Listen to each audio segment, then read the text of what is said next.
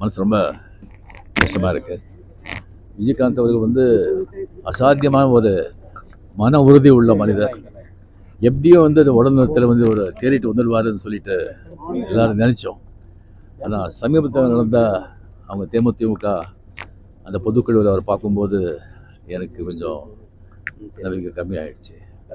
அவர் வந்து நல்லா ஆரோக்கியமாக இருந்திருந்தால் தமிழக அரசியலில் வந்து ஒரு மிகப்பெரிய சக்தியாக நிகழ்ந்திருப்பார். தமிழ் மக்களுக்கு நிறைய நல்லது பண்ணியிருப்பார். அந்த பாக்கியத்தை தமிழ் மக்கள் வந்து இருந்திருக்கோம். அவங்க ஆத்மா சாந்தி அடையட்டும்.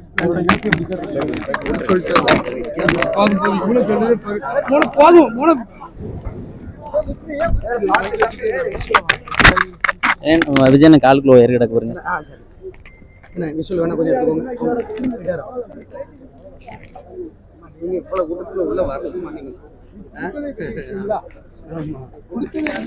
இது கொடுத்ததே பெரிய விஷயம்.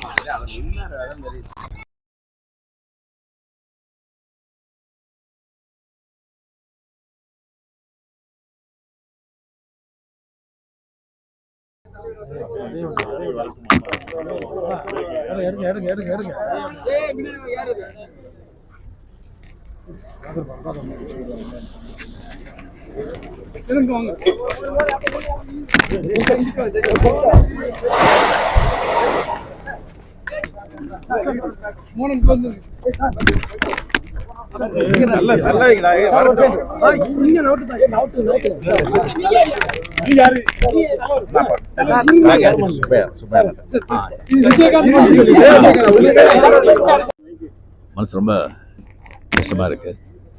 விஜயகாந்த் அவர்கள் வந்து அசாத்தியமான ஒரு மன உறுதி உள்ள மனிதர்.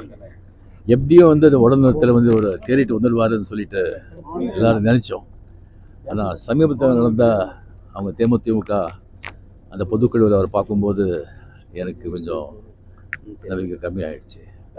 அவர் வந்து நல்லா ஆரோக்கியமாக இருந்திருந்தால் தமிழக அரசியலில் வந்து ஒரு மிகப்பெரிய சக்தியாக நிகழ்ந்திருப்பார்.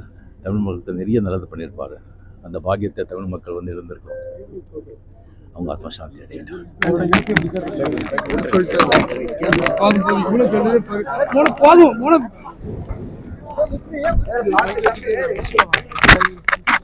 விஜயன் காலுக்குள்ள ஏறி கிடக்கு பாருங்க.